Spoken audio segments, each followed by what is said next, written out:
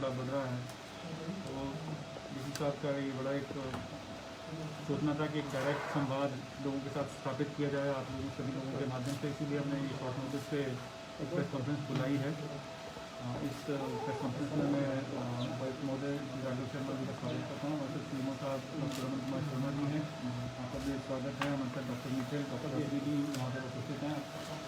सबसे बात से आपका भी स्वागत है, और आप सभी पत्रकार बंधु जो यहाँ पर आए हैं और इस प्रेस कॉन्फ्रेंस को कवर करने के लिए आपका भी स्वागत है। सबसे पहले मेरा डीसी साहब से अनुरोध रहेगा कि वो अपनी बात रखें, फिर उसके बाद जो भी क्वेरीज आपकी होंगी वो एक एक करके आप सवाल पूछ सकते हैं। धन्यवाद।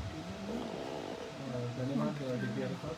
सभी मीडिया से जुड़े सभी हमारे पत्रकार बंधुओं का मैं धन्यवाद करता हूँ। सबसे पहले तो कि कोविड के इस काल में जो सबसे महत्वपूर्ण मुद्दा है लोगों के स्वास्थ्य का, उसके लिए हम ये प्रेस मीट कर रहे हैं।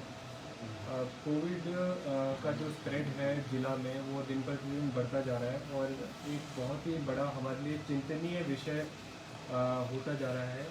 स्पेशली ये देख के कि पिछले कुछ दिनों में जो हमारी डेथ है वो बढ़ने लग गई है इसमें, और उसमें भी जो पैटर्न नज़र आ रहा है वो एक भयावह स्थिति की तरफ पॉइंट आउट कर रहा है।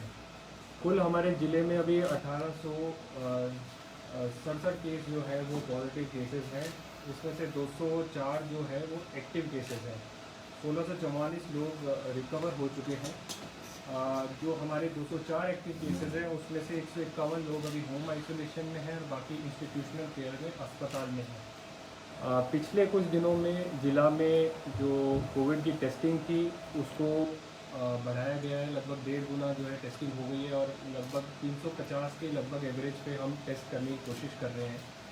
उससे डिटेक्शन भी बढ़ी है, और यदि आप देखें पिछले महीने के आंकड़ों के कंपैरिजन में तो 5 से 7 केस जो प्रतिदिन आ रहे थे पिछले महीने में पीक क्रॉस करके बाद में अब जो केसेस का आंकड़ा है वो डबल डिजिट्स में हो गया है। 15 से 20 केस जो है वो रोज़ देखने को आ रहे हैं, और ये बड़ा चिंतनीय विषय अपने आप में है कि संक्रमण जो है वो फैल रहा है।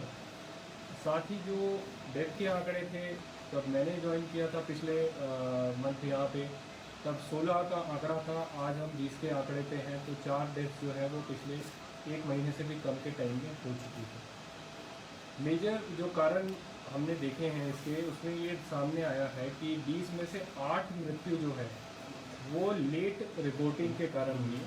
लेट रिपोर्टिंग का अर्थ है कि इन लोगों ने या तो टेस्ट कराने में देरी की, उसको छुपाया, सिम्टम्स इन लोगों को थे, उसके बाद या ये प्राइवेट प्रैक्टिशनर के पास गए या खुद जो है वो दवाई खाते रहे, और जब तक रिपोर्ट करके इनकी रिपोर्ट पॉजिटिव आई तब तक इनका ऑक्सीजन लेवल जो है वो इतना गिर चुका था कि कोई भी डॉक्टर उनको बचाने में सक्षम नहीं हो सकता था।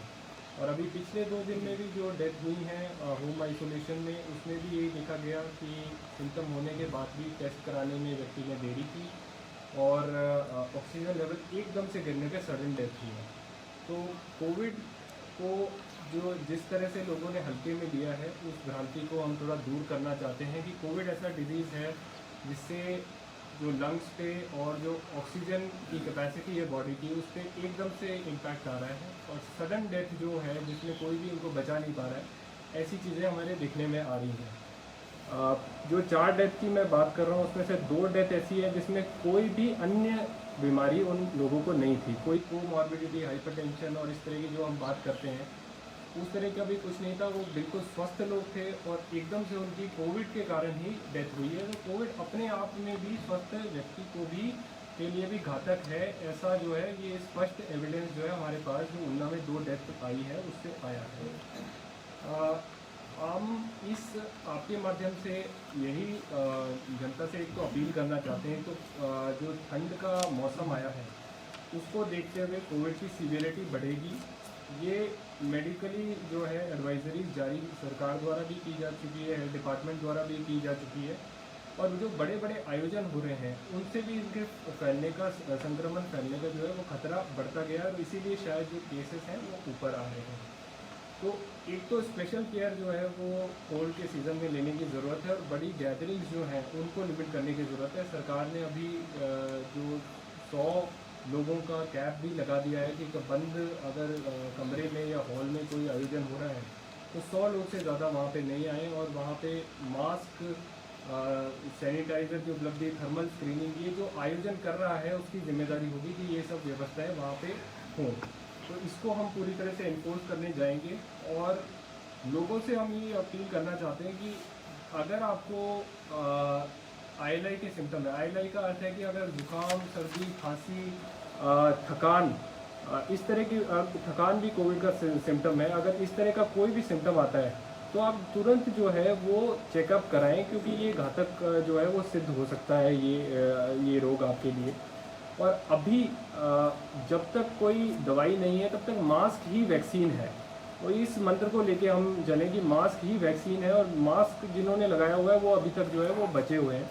तो ये जो चीज़ें देखने की हैं, और अगर अब सिम्टम आता है तो तुरंत जो है अपना टेस्ट करा के और हेल्थ डिपार्टमेंट को उसकी रिपोर्ट करें, तो हो सकता है आपकी जान बच सकती है। मैक्सिमम लोगों को हम होम आइसोलेशन में ही भेज रहे हैं, तो ऐसी कोई दिक्कत किसी को भी नहीं आती। अगर वो टेस्ट में पॉजिटिव भी आ जाता है तो यूजुअली लोग घर पे ही रहते हैं।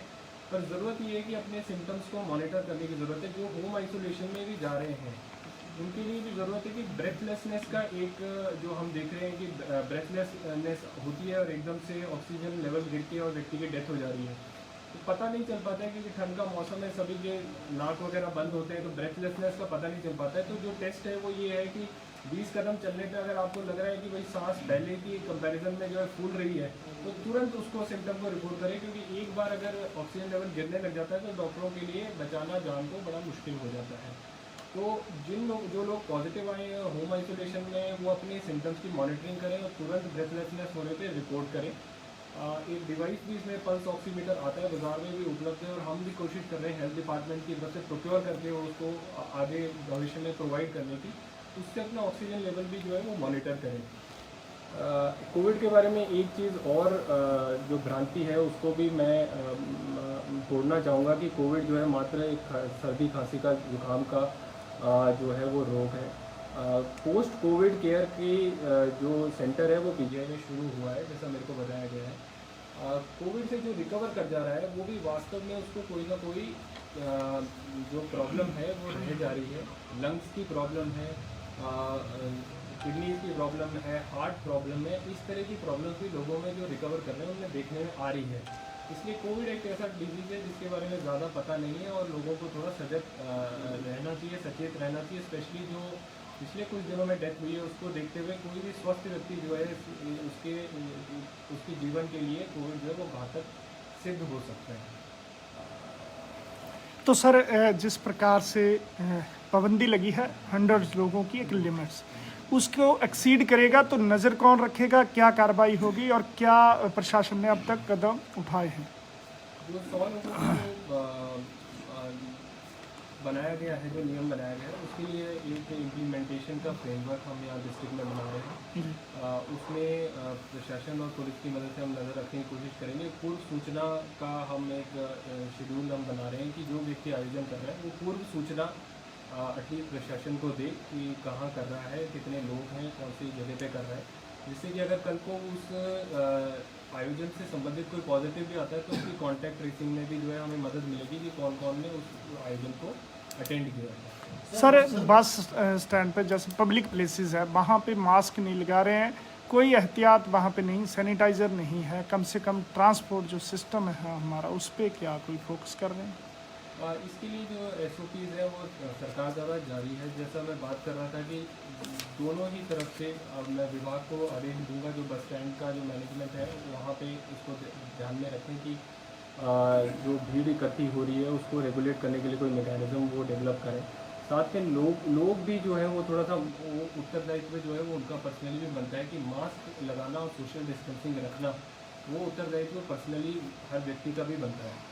सर, जिला प्रशासन ने कुछ महीने पहले मेडिकल स्टोर और गांव में जो प्रैक्टिस कर रहे हैं झोला छाप डॉक्टर, बुखार वगैरह ऐसे दवाइयाँ दी जा रही है, उसका रिपोर्ट तो कोई कर नहीं होगा।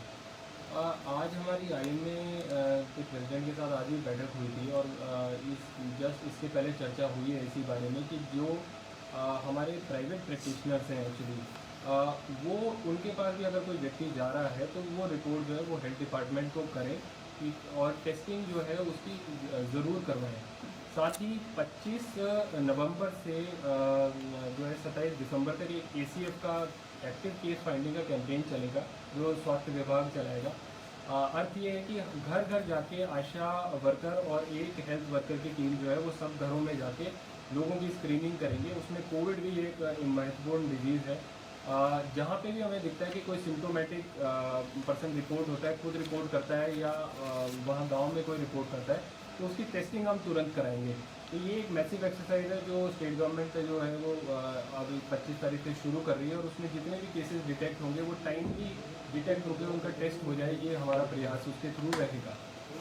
तो कोविड के लिए जैसे PGI ने सर कुछ स्पेशल सेल की शुरुआत की गई है। ऊना जिला की बात करें सर 1816 लोग इन्फेक्टेड यहाँ पर हैं, रिकवरी हालांकि 1600 से ऊपर हो चुकी है। सर जिला के लोगों के लिए यहाँ पर स्थानीय स्तर पर ऐसा शुरू करने की स्वास्थ्य विभाग की तरफ से पहले से ही डायरेक्शंस हैं कि जो कोविड से रिकवर कर गए हैं वो विदिन 7 डेज अपना फॉलोअप जो है वो नियरेस्ट हेल्थ फैसिलिटी पे कराएं। ये पहले से ही है। आप लोगों से भी ये अपील रहेगी कि जो रिकवर कर गए वो भी अपना स्वास्थ्य मॉनिटर करें। अगर कोई भी प्रॉब्लम उन्हें लगती है तो 7 डेज का फॉलोअप जो है नियरेस्ट हेल्थ फैसिलिटी में वो करा सकते हैं। सर, जो कोविड केयर सेंटर अभी पालकवा में बनाया, कौन लोग रखे जाएंगे और कितनी के अभी तक स्ट्रेंथ वहाँ पे है? जो कोविड केयर सेंटर अभी चल रहा है उसमें हमारे पास 70 बेड की कैपेसिटी है, और लगभग अभी जो ऑक्यूपेंसी है वो 5 से 10 के बीच में रह रही है।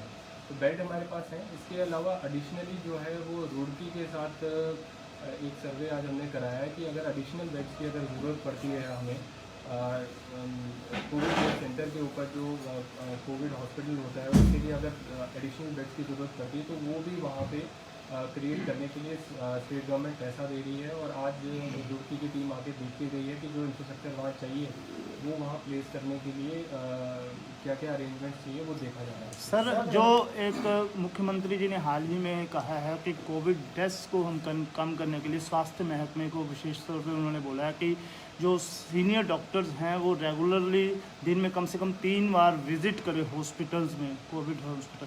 तो हमारे पास भी एक सेंटर है कोविड, तो वहाँ क्या इस प्रोटोकॉल को अब निभाया जा रहा है? और मेडिकल स्पेशलिस्ट हमारे उनका उसका बना हुआ है। डेली एक मेडिकल स्पेशलिस्ट जाता है और एक हमारे डॉक्टर और स्टाफ नर्सिंग भी रेगुलर राउंड करते हैं सुबह और शाम। और बीच में एक जो मेडिकल स्पेशलिस्ट है वो स्पेशलिस्ट राउंड करेंगे, और उनका उसको चल रहा है पिछले 1 महीने से।